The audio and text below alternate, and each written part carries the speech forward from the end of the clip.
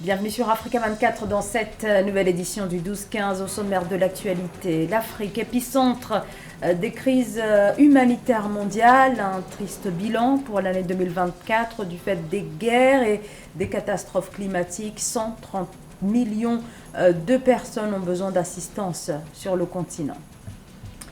La zone de libre-échange africaine, un marché unique pour les biens et services fabriqués en Afrique. L'enjeu est de taille, il s'agit de stimuler le commerce intra-africain. Soutenu par ses partenaires comme le Maroc, le Burundi veut capitaliser sur cette ZLECAf. Il prépare un concert ce samedi à Paris, à l'Adidas Arena. Le chanteur congolais Félix Wazekwa, l'une des icônes de la rumba congolaise, sera notre invité dans ce journal. C'est devant le Parlement ce mercredi que le président de la République démocratique du Congo a avancé l'idée d'une réforme constitutionnelle. L'opposition dénonce une manœuvre du chef de l'État qui chercherait à se maintenir au pouvoir. Le président Félix Tshisekedi a été élu en décembre 2023 pour un second et dernier mandat. La constitution congolaise prévoit que le président de la République est élu pour un mandat de 5 ans renouvelable une seule fois. Cet article dit verrouillé ne peut faire l'objet d'aucune modification. 130 millions de personnes en situation d'urgence humanitaire. En 2024, l'Afrique est restée l'épicentre des crises humanitaires mondiales en raison de la persistance des guerres, comme c'est le cas au Soudan ou encore en République démocratique du Congo. À côté des conflits, il y a aussi l'aggravation des conséquences du dérèglement climatique. Le point avec Esther Conan. L'Afrique fait face à des crises humanitaires fréquentes alimentées par les conflits armés et les catastrophes naturelles qui compromettent son développement durable. Selon les chiffres officiels, plus de 35 millions de personnes déplacées au sein du continent ont été enregistrées en 2023. Selon les experts, ces crises fragilisent la gouvernance, exacerbent les inégalités et ralentissent la croissance économique. Il serait donc crucial de renforcer les capacités institutionnelles et d'adopter des stratégies de résilience pour assurer un avenir durable. Les crises humanitaires sont de plusieurs sortes. Les crises qui sont liées au conflit, bien entendu, sont désastreuses parce que c'est du fait de l'homme, si je puis dire.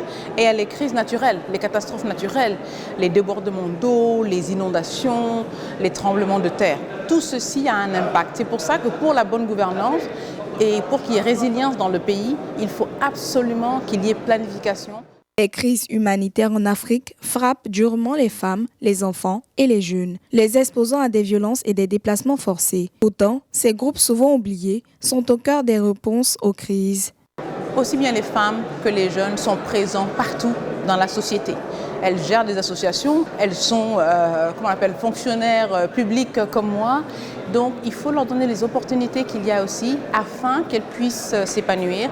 Et les jeunes surtout, leurs associations, s'assurer de les financer. Selon un rapport de Centre de surveillance des déplacements internes, les déplacements liés au conflit ont plus que triplé en 15 ans, atteignant 32,5 millions de personnes déplacées internes en 2023 sur le continent, contre 10,2 millions en 2029. Cette augmentation est particulièrement concentrée dans 5 pays dont le Soudan, la République démocratique du Congo, la Somalie, le Nigeria et l'Éthiopie, qui abritent 80% des personnes déplacées internes du continent. La ZLECAf, la zone de libre-échange africaine. Ce marché vise à rassembler plus d'1 milliard de personnes au sein d'un bloc pesant plus de 3 000 milliards de dollars. Le Burundi, soutenu notamment par le Maroc, est l'un des pays qui tente de se positionner afin de pouvoir pleinement tirer profit de la suppression des droits de douane. Philippe Akwa. Le Burundi a doublé ses exportations de café en 2024, atteignant 90 000 tonnes, selon l'Observatoire économique régional d'Afrique de l'Est. Ce résultat découle d'investissements de 45 millions de dollars dans la transformation locale et des efforts pour améliorer les infrastructures, malgré les défis logistiques. Nous devons fournir beaucoup d'efforts pour que ce secteur puisse être un secteur qui est porté de croissance pour le Burundi. Alors nous sommes en train de regarder ensemble avec le gouvernement comment booster les exportations et voir ensemble quelles sont les mesures que nous pourrons entreprendre afin de stimuler les exportations au niveau de la sous-région et même au niveau du marché continental de la ZLECAf. Et nous voyons qu'il y a beaucoup de possibilités, d'opportunités que nous pouvons saisir.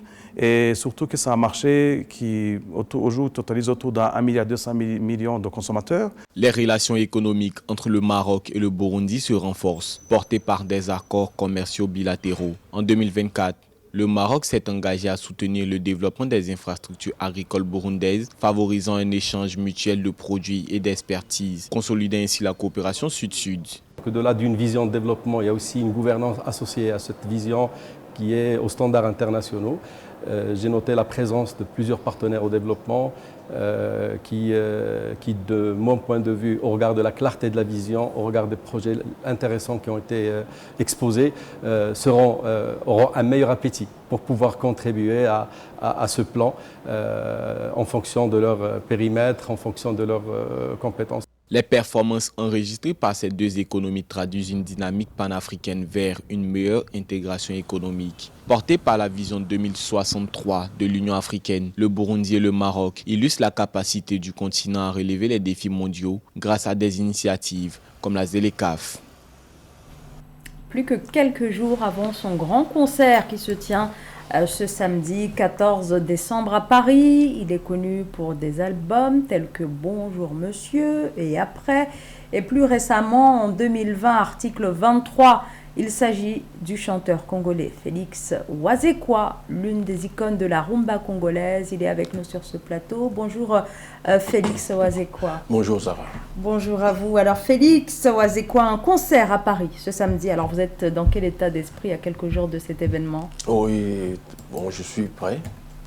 Et je suis très content d'avoir pu venir avec mes musiciens ici en France. On a eu les visas. Ça, c'est un atout. Quand on joue avec son groupe, on est déjà habitué à faire des concerts. Et vraiment, je sais que ce sera un moment de la fête. Donc vous vous apprêtez à retrouver vos fans dans quelques jours. Alors, que réservez-vous pour le coup à votre public? D'abord un spectacle. D'ailleurs, moi, on me connaît très bien. Pour ce qui est du spectacle, de danse. D'ailleurs, ma dernière danse, Fimbu, elle a été même reprise par beaucoup d'artistes au niveau de l'Afrique.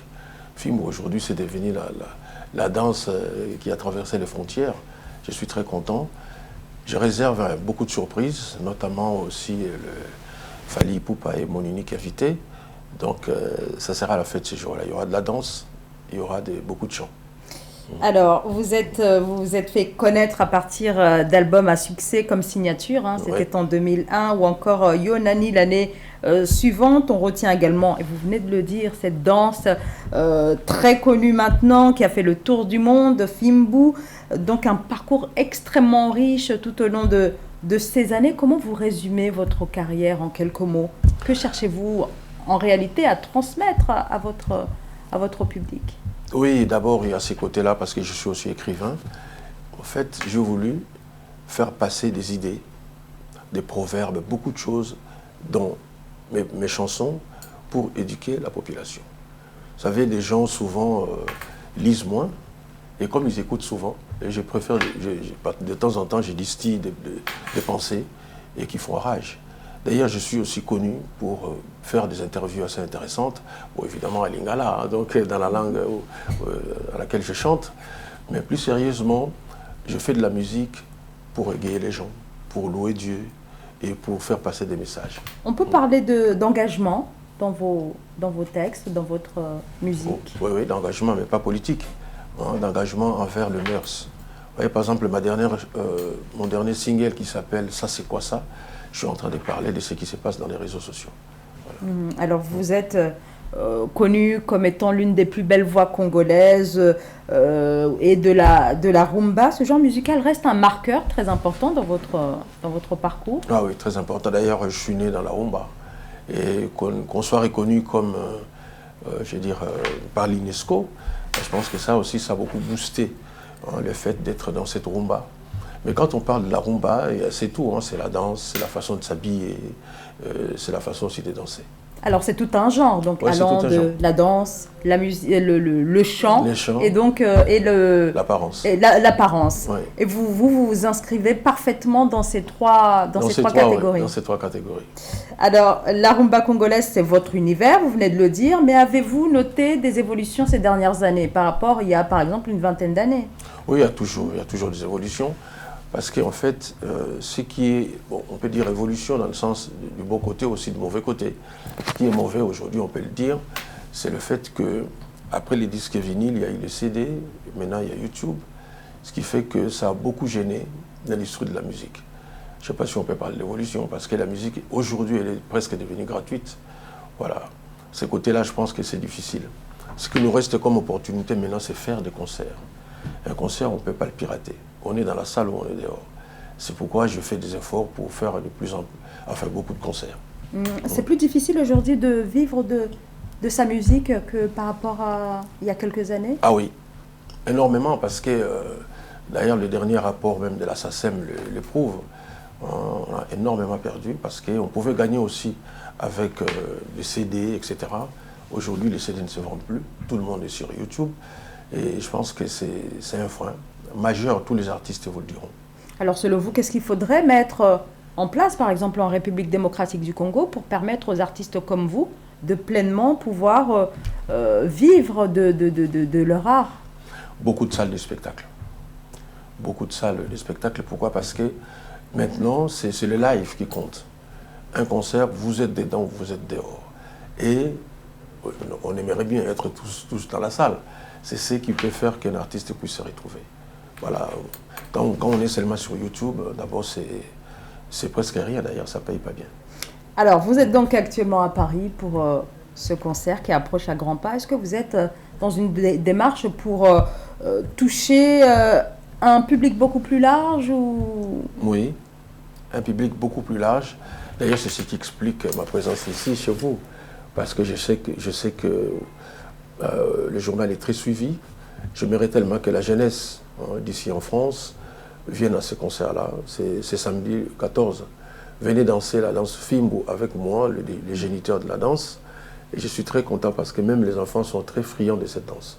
Donc vous cherchez à cibler encore plus la jeune génération, si j'ai bien compris. Oui, la jeune génération. Très bien. Donc ce concert, 14 décembre à Paris, à l'Adidas Arena. Est-ce que vous avez un dernier mot peut-être pour vos fans? Oui. Donc c'est vous dire merci pour l'accueil qui a été réservé hier à mes musiciens au niveau de l'aéroport. Continuons cet accueil. Et j'ai dit à tous les fanatiques de Fally Ipupa, venez, ce sera aussi le jour de son anniversaire. Bien, on sera ensemble pour vous chanter, m'aider, ainsi que des ancêtres de Fally Ipupa. Félix Wazekwa, merci d'avoir été notre invité. Alors je rappelle la date de votre concert, ce samedi 14 décembre à Paris, à l'Adidas Arena. Merci. Merci.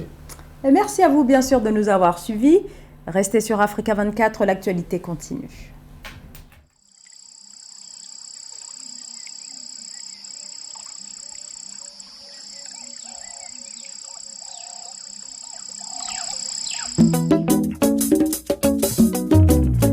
Roland Achouantale Chioza Maman Mbalu Sombo Expérience Nemayele Boye moku abombo Chobo na yo Ça c'est quoi ça bandeko Ça c'est quoi ça oh Omoni mige botu débordement Ma publié vino Ça c'est quoi ça bandeko Ça c'est quoi ça Alain Tendai Air Force One AG Matembo Les réseaux sociaux ils ont fait bizarre